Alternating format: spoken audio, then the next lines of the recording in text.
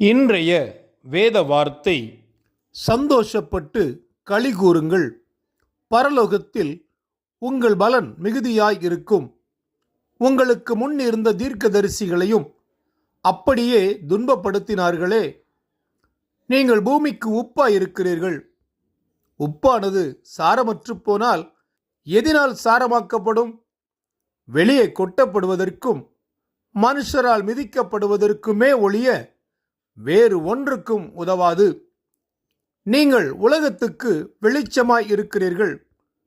மலையின் மேல் இருக்கிற பட்டணம் மறைந்திருக்க மாட்டாது. மத்தேயு 5 அதிகாரம் 12 முதல் 14 வசனங்கள் வரை.